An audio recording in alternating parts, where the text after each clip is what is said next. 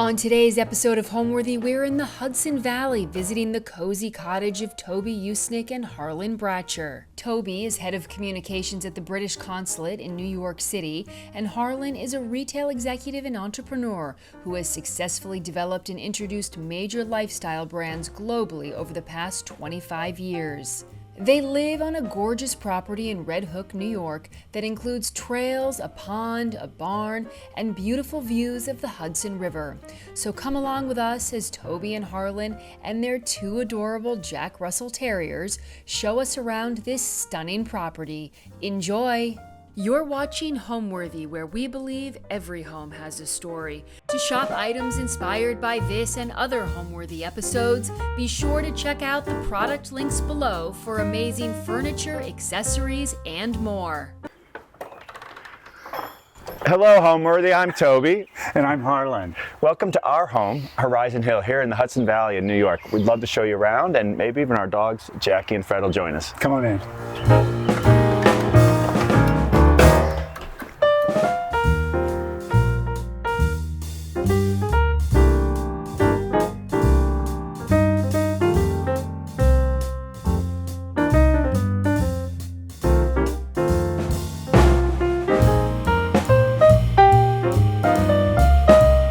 In the Hudson Valley of New York State, about 100 miles north of New York City, on the Hudson River. We look over the Hudson River at a nature preserve called Tivoli Bays, which is twice the size of Central Park. And the home that you're seeing today, our home, is called Horizon Hill. We didn't know that when Harlan bought it in 1990, but we found out years later by a woman who visited whose grandparents grew up here. I think it was like a little love shack. When I first bought it in 1990, every window had heart shutters. A little too cute for me. There's still one that we can show you, adorable, but there was no kitchen or bathroom, so to build a stone house like this to come and look at the views, it had to be a romantic reason. Now we're going to go into the house, into the living room. You should know, though, that this house is built to celebrate nature, so we live as much of the year as possible outside as well as inside. So we're going to go inside, come on along, but you'll also see that it's very much about taking all of this in, from the trees and the chairs here. So we're going to go into the living room first. This is the original stone cottage from 1938, and you can see the stone up there that's engraved. All right, let's go on inside. Let me bring the dogs. Okay. Our dogs are getting in trouble. So now we are inside the original stone cottage. This is the living room, the sleeping loft, and the fireplace, which is very comfortable. And one of our Jack Russells, Jackie, who's been out and about, so they're part of our family. We rescue Jack Russells, right? I was really inspired when I bought the house in 1990. We'll show you later the potting shed, which was over here close to the house, and moved it. But the previous owner actually threw pots. But I was really into American arts and crafts pottery, so I collect them. And they're really good American pieces all around. And this is where we spend most of our time in the winter, by the fire, when we can't be outside as much. But this room is more about that period and this great arts and crafts period in the United States and the world, really. Including you got the double wide, the wood floors. It's a fun structure, this house, the design. You have the sleeping loft, which you might want to go up there. The design around the staircase that goes down to a beautiful original slate stone floor. But look at this design feature here. They literally built another door here, but then this whole built-in bookshelf. Again, this is all original cabinetry. So it's a very small house, but it's very efficient, very fluid, and again, meant to be living outdoors 24/7. And we have some really fine art, but we generally tend to have things that you want to live in and live, people don't have to take their shoes off in their house. It's meant to be lived in. It's a lived-in house. As you can tell by our dogs. Yeah, you can tell they can come in muddy. It's totally cool. So the beams, I did a little research and we'll show you in a moment when we walk through the rest of the house, but love this so much. And in the 60s, somebody had added an addition, which was a terrible addition. It was with nothing, it was stuff from the 60s. So I tore it down and did a lot of research, found the original. These are really, 18th century beams, authentic. And the plaster is actually, it's called Irish plaster. And so I found a source for the original beams. When we show you the dining room and kitchen and the bedrooms, you'll see we used the same materials after we remodeled that part. But this is exactly how it was. All we did was, paint. And found the original family from 1938 that did the Irish plasterwork. They were living in Westchester, and they would come up and do the plasterwork for us. And you will pick up here, there tends to be a lot of arts and craft furniture that Harlan in particular collected through the years. So it's sort of that wood vernacular, but then also you'll see like this sort of Moroccan-inspired stuff here. Just up the road here is the home of Frederick Church called Olana, and it was Moroccan-inspired. And that Hudson River School of Painters, which is what this beautiful vista inspired, is part of the influence. It's also reflected in the house with the Kaleems that we have on these sofas in the winter and the pillows. Absolutely. And so when the house, this was the original cottage, the stone living room, and there was a window there like that. Originally there were probably 2 day beds, and this was a little sitting area table to have something, and that was a bed, that was it. And then so in the addition, when we remodeled this, I wanted to have sort of an arch reminiscent of the front door, looking at the Hudson and the Catskills, into the dining room. This painting here it's a Troyon, which is French, but it's this Empire period from the 1800s, similar to when Frederick Church was painting in the area. It just was reminiscent of that same period. There was fine art mixed with this like rustic style, and which we love. And you've got the rosewood all the pottery is mostly American, but there are some French pieces and Dutch pieces from the same period. And then we also have over here, we had a wonderful neighbor who since passed. Kate was her name, Kate and Lou, who lived across the street. And Kate was a sculptor, and she gifted to us when she was dying. It was a horsewoman, and she actually sculpted this and had it done in bronze. And it's a beautiful tribute to her. But Harlan also grew up on horses. We ride, but she was we feel her presence with this. She also gave us the Remington upstairs, the replica of the horse and cowboy, which is a Remington-inspired work. And so throughout this home, you will find not only artwork and things that family and friends have given us that honor them, but we've also had, with a lot of the plantings around the property, we've honored our passing friends and parents with honor specimen trees, and oftentimes some of their ashes spread around those. So you'll have trees, Harlan's mom, my mom, our friend Michael, all the dogs we've had. But it's not morbid, it's about life and energy. When this was originally just a little love shack, there's the sleeping loft. So come on up and see it. It's still very functional. We have a pull-out sofa.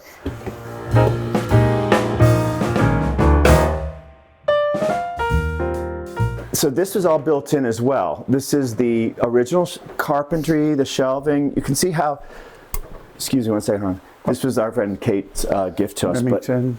But all of this original carpentry, and like they don't build it like this anymore, really. Okay. And again, porcelain and pottery we've collected through the years in Laos, Cambodia. But if you, like in the view from here of like the gardens and the potting shed, which we'll see later, it's again, every little space has an outdoor, it was designed that way. And it pulls out a sofa bed. We had that custom fit to come in here. And then this is our work area in a COVID area. Harlan and I are also pilots, so you can see our photographer friend Philip did this portrait of us in his plane, filming us in our plane over the Hudson Valley in the fall. It's quite a beautiful shot. People try to make things, turn them into something they're not. The reason, when I first was looking at this house, looking in the area in 1990, I thought I needed a big, Greek revival, 8-bedroom mansion kind of thing, just, with 2 sheepdog kind of thing. And I realized, I hate that. What am I doing? And I ran across this and I thought, wow. And it was so special. There were no gardens, no views, but it had such soul. So as we all know, no matter how big the house or the home or the apartment, people always end up in the kitchen. So why don't we all go down to the kitchen and see where we hang out or not?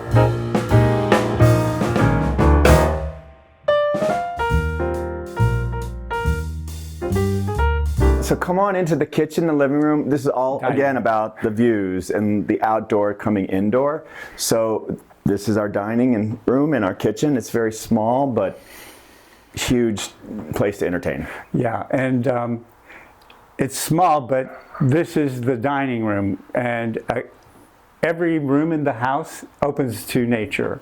And so actually our little dining room is 1,500 acres to the Hudson River with forever green views. So come on, have a look. And what's We always have guests sit on this side so they can take a look at this, which is pretty spectacular. And So, again, we have this open as much as possible throughout the year. We also have a little table there where we sit out sometimes and have our breakfast and things. this was, I knocked this down, and this is where I was talking earlier about the beams. The plasterwork is all same period as the original house that was built in '38 from the 18th century beams and the Irish plasterwork. And the arts and crafts chandeliers throughout the and house. all of the arts and crafts. So we collected mission. Monks had chandelier and sconces we have in the bedroom and the dining room here and in some bathrooms. Now this is a great story about, you know, the kitchen is small, but also to have the views and sit here. It's nice to pass things this way, so it's a super functional thing. But the woodwork, if you notice here in the arch over there, this is in Albany in the 70s. The governor at the time, there was a sister oak bar like the Plaza Hotel, the Oak Room or Oak Bar. There was a sister one just like it in Albany. They tore it down, and the panel work and this hand carving was salvaged, and so it was also built in that same period, so it was reused here. And in the kitchen, you know, is similar. Wanted to keep in the arts and crafts. The table, by the way, let me back up. The table found from a gentleman's club, whatever, and an antique dealer bought it in Atlanta. It was that arts and crafts period, but that came from Atlanta, and that's really a library table, but I thought it was perfect in this small place to use like that. I would also add in, through the years we try and work with friends and family who are talented, gifted artisans, so you'll see some of the painting throughout the house is trompe l'oeil. Our friend Nancy Barnett, who's a very successful decorative artist, did work on that. And Michael Harder. And our friend Michael Harder, who at the time, Harlan's ex, who he was with for several years, helped a lot as a trained architect with a lot of the aesthetics in the house. And you'll see more and more features throughout. We'll point out where we've had friends and family helping us. So we move into the kitchen now, the actual kitchen. Again, you know, when you move in the kitchen, you can't help but notice the alley, the garden shed, the potting shed, and the lich gate going to the guest house. But so we love to cook. It's this big, it's tiny, but it's like a big open kitchen. So all of the design was copper countertops, hand hammered. These were all a craftsman did here for us. The notion of like big refrigerators, tall white boxes was horrible. So we have all they're hidden. I really wanted to find tiles that picked up all of nature, the bluestone, the colors of the green, the Catskills blues in the sky. So these were handmade by an artist in Colorado Springs. And it took me 8 years to finally find something that worked. But it's worth it. Absolutely. And again, the beams we put through again, you'll see some of the collecting, the pottery that we collect. And again, I have to focus on the views, whether you're looking down the LA here or out at the Hudson Valley. Even if you're cooking in the kitchen, you get to enjoy the views as well as your company. I should have also pointed out another artist friend of ours, Val Schaff, very successful photographer and artist. Yeah. She's done books with Roy Blount Jr. She worked with Martha Stewart on her books and magazines through the years. She's the photographer who did these two portraits of our dog Jackie and in our previous Jack Russell scrubs. So they're quite well done, and you know, not everyone would put their dog portraits on the walls, but we happen to rescue and support a refuge that does rescue Jack Russell, so they're present in our lives here. A little dog crazy. So. Toby and I, lucky enough to be able to travel a lot, and we were in India, and typically in India, your guide is going to take you to a salesman and they sell you stuff. And I'm in retail, I knew what was happening, and I looked at the guy and I said, really? Okay, here's what I'd like. I'm going to send you, it's like, if you can do it, you're on. If not, no deal. So this was made for this table and this room and the colors, and I gave them the design, and we have a couple of them in one of the bedrooms. But again, it was made for you see the brown shape inside for the table and chairs. With that sort of arts and craft inspired look and feel versus what you might find in an Indian vernacular. And it took what, maybe a year or about 6 a year. months? Yeah, but it was a great investment. Yeah, the doorway here, that's an entrance. There are only 2 bedrooms in the main house here, and these used to be doors to the bedrooms. So this was from that same Oak room. the oak room in Albany that we reclaimed these things. This was actually a bookcase.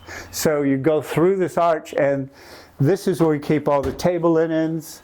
Again, with the salvaged wood across Yeah, the top it's all of the door. salvaged, and it's very functional. Pottery, liquor cabinet, etc. When you love a home like this, it's never done, but I would say that this was in storage for many years. You have cash flow challenges no matter who you are, so you do things in phases. So this was about 12 years ago, we did a slight addition, which we'll show you, and this we put in then, but it had been in storage for, at least 15 years prior to that? Whereas this had been done, this part of the salvaging was used earlier on, but this came later. Harlan and I both come from very large families, and our mothers were widowed when they were young, so Harlan's mom with 8 kids and my mom with 5. So at our homes, there was always room at the table for more, and that's how we live our lives. So we always have people over, and we tend to always add more. And so through the years, we've had big and small things here. We do a lot philanthropically in terms of big 200, 250 person parties, either for Planned Parenthood or just sometimes to have a party with no strings attached. A really emotional time was when we bought the barn, which you'll see later, in 2001, and we had it all restored, the ponds and things. And we were gonna have a big Oktoberfest, and then 9/11 happened. And we all hemmed and hawed what we were gonna do. And in the end, we decided that people needed to exhale. So we had an amazing 250 person hoedown and dancing and food, and people did exhale. They danced, they had fun. Yeah. And that's large scale, but we also just do small things as well. Why don't we have a look at the primary bedroom, which is also built to be as much inside and out year round. It's this way.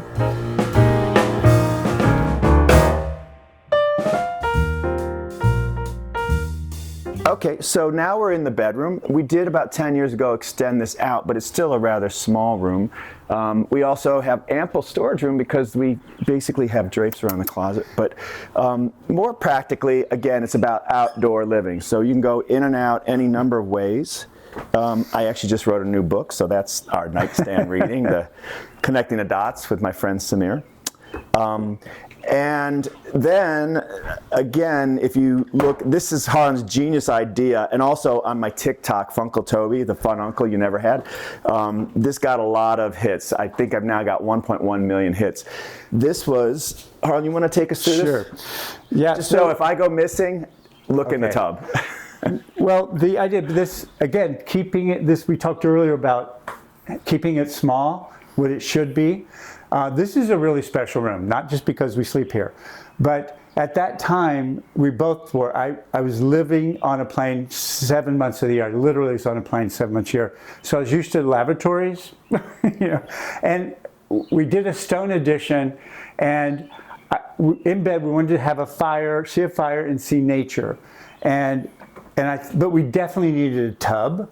Is before we put in a pool, and I said, here. And I came up with the idea of, what if it was under the staircase, because the house is on a hill, and they said it's impossible. I said it's possible, and this is what we came up with.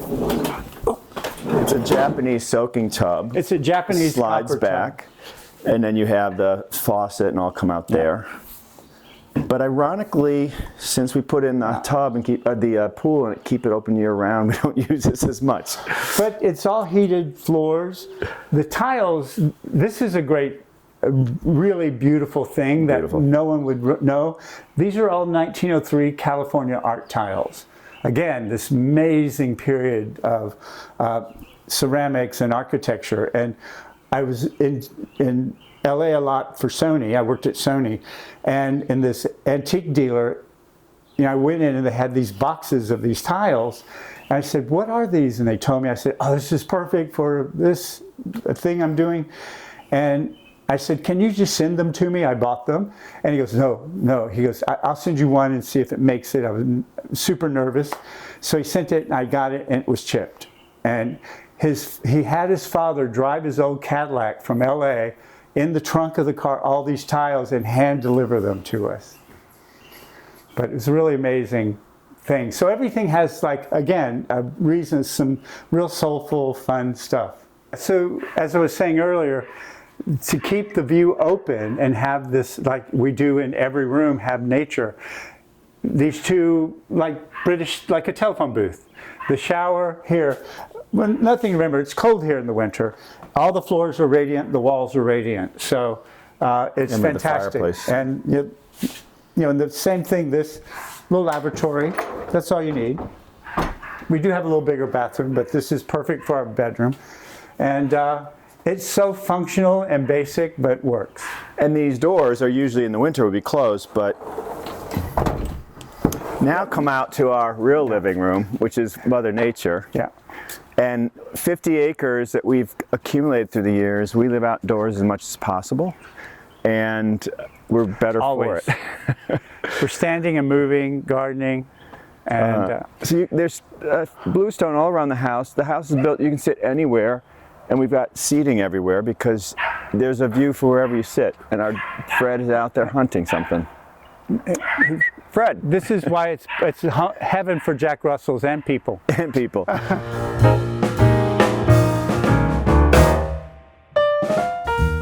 We have expanded this is sort of our outdoor kitchen and dining room as well.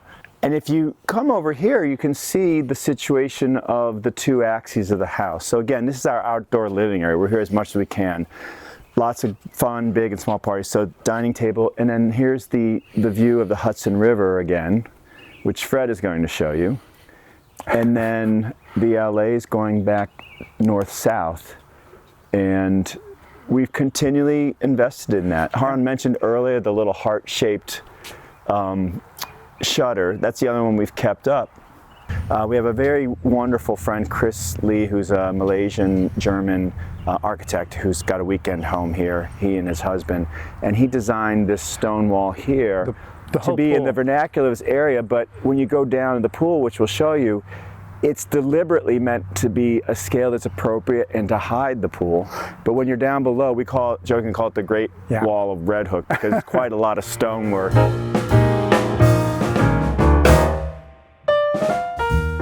So we'll go down to the pool now, our little secret pool hidden. And Toby and I, we go in this pool every day, all year long. Year round. And 2 feet of snow even. It's a plunge pool, basically. It's a plunge pool. Because again, you don't need more.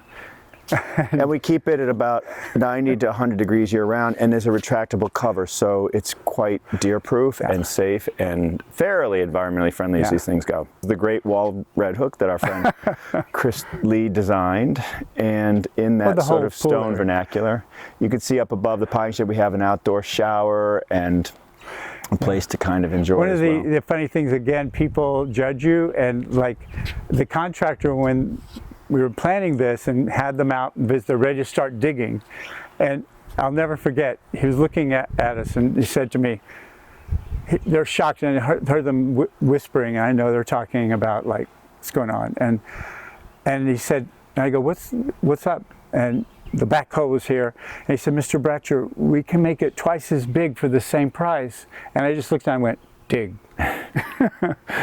So we put This is what steps it's in supposed to here be. for the dogs to get in and out. They do. Some of our dogs have liked to swim, and then we sit there and have our drinks and chat. And it's also salt water, which is really quite easier on the skin. And then we have, you know, like the sunbrella fabric, which has really served us well. We have a friend, Darlene, another friend, who's a great seamstress, and she's done everything from these cushion covers, the pillows, the She's great. drapes, and it's wonderful to be able to support local talent. Yeah. And they are with you for decades, and we really value that. And the things are special. These the tables and the stools. These are these stool Balinese. tables. They're from Bali, and there's a German artist. They're from a solid trunk, teak trunk, not like veneered. And these were shipped over, but they're beautiful pieces. You can tell, like the stools. That's from a solid giant piece, not veneered. But it's a lovely, quiet sanctuary here. And our friend Michael Rauschenberg, who was the broker who sold us our apartment in the city, and then when we sold it 25 years later, sold it again for a record price. He gifted to us as a thank you this beautiful Mugo pine. He sadly died a little over a year ago, so now we kind of cherish having that there to be reminded of him. And when his husband comes over, he gets to see it as well. So it's we always feel like there's these friends and family are still with us. Yeah, we plant something for most people that pass. So. Yeah. So, and if we keep going this way across the ridge, you'll see the potting shed, and then you can see the pond, which is also quite swimmable and lovely.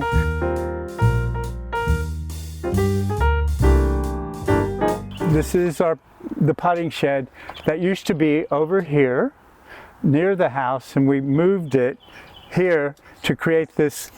It's the only formal garden in the property. But what's interesting about this is, again, found objects, soul. When first bought the place, started trying to put things in. It was overgrown in the woods, no gardens. 1990. Step hit 1990, for early 90s. Digging, you would hit things occasionally. All of these bricks were old formal gardens under about a foot under the ground. They were all excavated, and we reused them. It's the same brick on the potting shed, but they're from the 1800s. And so the shed is great, and it's a real working garden shed. We just had to replace the shingles, which took a couple weeks, but it's in good form. Take this off. And we do a lot of work here. We store things here, but we are regularly potting things. We're very active on the trails and the lawn, so there's lots of equipment here. And we also had some birds, little finches nesting in there more recently. So tell us about it. Yeah, it's a collection of pots. I mean, it's a potting shed, but everything, it didn't look like this. This was probably the outhouse for the one bedroom, cottage originally. Again, it's a potting shed, and that, to me, that wasn't just ceramic sewing pots. To me, it was more about gardening, because it is a love that I've learned everything here. But instead of having a bunch of bags that things live in, we created in these cabinet tops, lift up. I mean, this gets a little moist from the soil, so I've got to do something. But it's full of potting soil. So literally, you take your pot, and you got, instant, easy, plant potted. And different times of year, in and out. It's a great way to do it, because people won't use it or won't do things if it's too hard, and this makes it easy. This is a funny side. You'll see one out by the shower, but these little stools, they're Philippe Starck. Not what you would think. And he designed them for the Hudson Hotel in New York, and it was hysterical. I thought, I don't like gnomes normally, but thought that was pretty funny for this shed. It'd be great. But they are notable, Philippe Starck. And I bought them in Milan at the license that creates them for him. And it's so funny, I literally carried them on a plane on one of my trips and went through the security. And in Italian, they thought they were children. I was like smuggling children. And we use them here for the outdoor shower. So people can sit here. And speaking of the outdoor shower. So we have the other piece to that, the twin, and then the lotions and potions. And you know, if you want more privacy, this little repurposed shutter works just fine. But who doesn't like an outdoor shower? Why don't we go take Fred and Jackie for their daily walk on the trails? We'll go through the lich gate and down toward the pasture in the barn.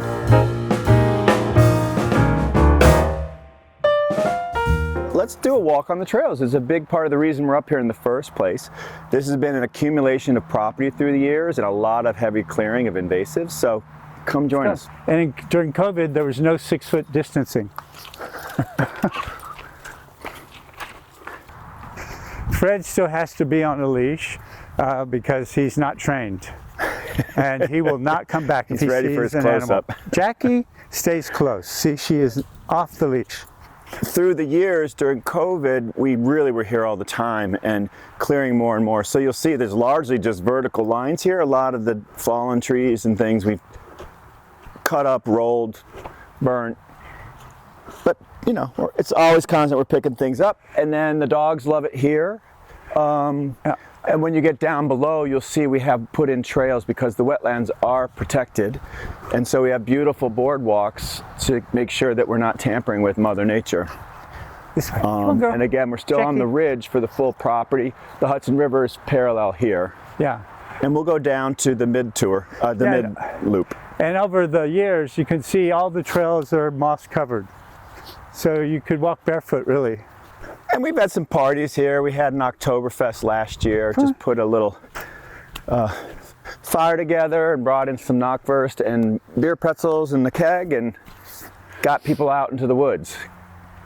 It is interesting how many people come up here who say they want the mountains and hiking, and they either never go or else they go way across the river where we have Tivoli Bays right here with creeks and falls and all kinds of things. And also our city friends, they're a little, when you say walk on the woods, they get very nervous and they go, don't worry, you don't have to touch the woods. This is free.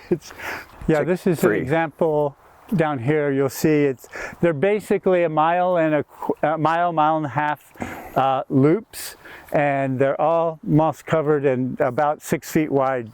So this would take you back to the pool and the barn and the pasture, this trail. This way will take us toward the southern edge of the property where we uncovered some great old stone walls from the 1800s. Believe it or not, this area used to be agriculture, so this growth is probably maybe 100 years old at most. This entire part of the country are all apple orchards. So just for fun, because I spend so much time here, I bought online some of these trail map. It's a little aged It's not a now. state part. It's like our fun, like friends walking. They go, what if I get lost? They said, you will not get lost. When you They're do marked. hike New York State trails, like Tivoli Bays across the way, they have different colors, and that's how you'll know which trail you're on. The color of marker. I bought red, blue, and gold for ours because we have three different paths in this system. Yeah. You can't get lost though, it's one big loop, but it's kind of fun. And then there's some fun signs that just say, walk with the arrow. See, this is Grandirosa flora. That's bad. If you touch this, it's spiky. This will be full of white flowers. And that's invasive, and I get rid of it. You have to pull it up by the roots. But another fun thing, this is not invasive. These are wild raspberries. But you can kind of see like this has fallen recently. Yeah, this just happened from the wind the other day. Yep. You never know when a storm comes what's gonna happen. There's one of the oldest boardwalks here. We're gonna go to the new path here and then come back around this loop, so we'll cross them. But you see, you go that way or this way. Yeah, there's one of the first boardwalks that we put in over there. And during COVID, he's got this amazing, it's like Toby's boot camp of That's a good workout. burning logs and stacking like fallen stuff and burning it. He moves logs everywhere. I move logs. You're always given the option of taking the road less traveled, right? Yeah. Left or right. There's no wrong or right. So I mentioned earlier our friend Barbara Huey, who's a great conservationist and a botanist, and she helped us both figure out which way to lay the trails, but then to put in, for example, these boardwalks, because even though it's dry right now, throughout the year this will get quite wet. You see, this is all wet, and it is wet now in places, but the kind of plant life, the ferns, the skunk cabbage. You don't want to tamper with it because this all eventually makes its way down to the Hudson. So we put boardwalks in. Before we were here, we both spent a lot of time on Fire Island, the shelter island off of Long Island, and this is very common, the boardwalks there, so we sort of mimicked that. And this was great.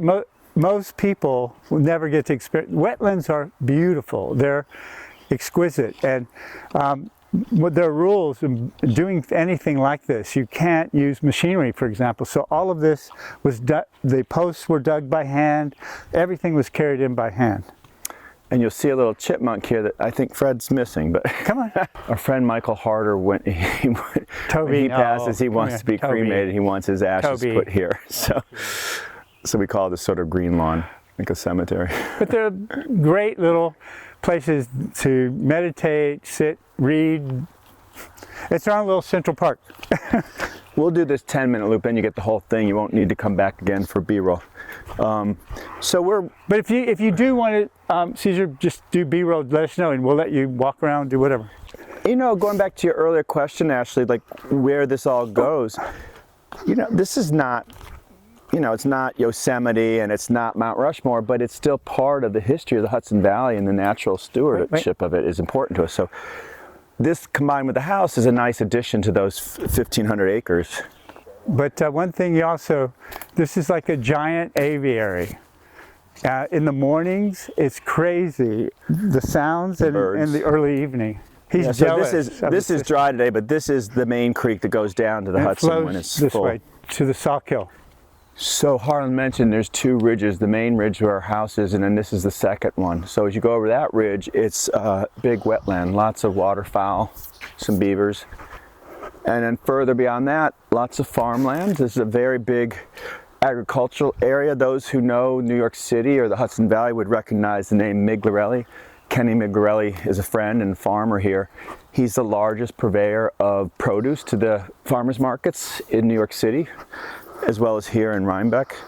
And so over the ridge you get to the wetlands and then the farm fields. And Gregg Farm is another one where you have a lot of great farm stands and local produce. So there's a bountiful sort of set of options for dining and cooking. But see how this has just grown in, this moss, through the years.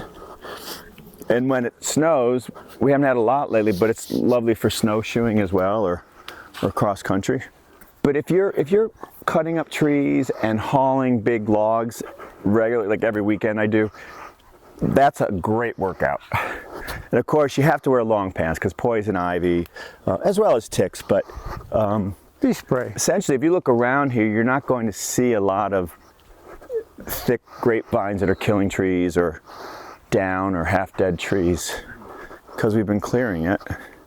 A lot of ferns have come in. You'll see here these beautiful natural ferns. So we tried, again, working with our friend Barbara and others, to let the native species come up. Not always easy. And we've had many people through the years who wanted to buy parcels of land or have access to part of our land. For example, to buy that for a discount, but that's all wetlands. The answer is no. And you can't develop that. We're fairly fortunate also in terms of development. We taxes are high, but they support a great school system. People love the school system here. Come on. And the highways and byways are in pretty good shape. So, and also, oh, look, this file since last week. Oh, wow. This is the kind of stuff, this would be my weekend workout right here. This is a job for Funkle Toby. Yes, get Funkle Toby here. So I've already anticipated with the pilot. So it's nature, right? So things are gonna fall, and I find great pleasure in clearing things like this. It's another bench in the woods to sit. Yeah. That must have been, well, it looks like it was rotted maybe. Yeah. A bit. Well, it fell from here, number one. Yeah. So that's we don't need Equinox anymore. We've got this. It is funny when you hear all these gyms have these trends, like you could be the fireman workout and you carry the hoses, or you can be the lumberjack workout. Day or two. Yeah. Yeah, well, it's always something. So, well, that is part of the problem with Tivoli Bays, because the policy is, unless it's right on a trail, they don't do anything with it. which I respect, except that it doesn't invite young people and families to feel safe or inviting, compared to something like Poet's Walk, which is landscaped and well maintained. That's the giant wetland that you overlook. It's beautiful. Yeah, here's another trail. You see the light green? You're overlooking this beautiful wetland. It's not only state protected, it's federal. And we're reaching the barn and the pasture shortly, so. And also because this had all been denuded through the years when it was orchards, we found some great old stone wall up here, and actually a great harvester as well, an antique harvester. No, it's just a hay rake. A hay rake. Horse-drawn almost looks hay like we rake. placed it there. Well, like I said, this entire area was deforested, and it was apple orchards and farming, and they would clear stones and make walls for their land. But this is a special crossing area. The kids love this. It's a gnome crossing. We put a little gnome in the tree there, so. When Toby and I first met, he was working for American Express. He went to Germany, and he came, the first time he came here is about the only time. See the little gnome And he says, in there? I have a gift for you. And I go, oh my God, I don't like people to buy me gifts. Kids love it. Anyway, and so he did a whole presentation in front of the fireplace. And it was like February, it was like 19 degrees outside and 2 feet of snow. And I opened it, it was a gnome. I went, I'm really superstitious. Gnomes can't live in the house. And we found a place. We had to find a place now, and this is where it lives. And the kids love it. A little folly. This is was left here. This is a horse-drawn hay rake. So this was clearly a farm area, and I think it's funny. I just leave it there. It's a nice sculpture. Yeah, originally when we bought the original property, we didn't own this, and they had a sheep farm. So this was a little pond. We put the pond in. Now we've exited the trails. A little buggy today, apologies for that. But this is the barn and the pond, which we bought in 2001. It used to be a sheep farm. We completely restored it. And then later bought the guest house up there. This is where we have some of the bigger parties, like we had the Oktoberfest during one of my favorites ever, because I love the Winter Olympics. During the Pyeongchang games, we had a Beyond Pyeongchang party, and we brought in a Korean food truck from Brooklyn, and we got the whole troop from figure skating in Harlem to come up, and all the girls, many of whom had never been to the Hudson Valley before, did a whole synchronized skating thing on the pond, and we had a DJ spinning. It was amazing. It was a great way to welcome the Winter Olympics. So whether it's winter, summer, we're out here all the time. And you can see a bonfire section over there. Yeah, and Harlan we put in at both ends. There's stones we put in, so you can step down into the ponds. There's 2 springs here that feed this. Is very clean. Yeah, 2 natural swimmable springs. Thanks for watching. Be sure to go to homeworthy.com for exclusive content, shopping guides, and so much more.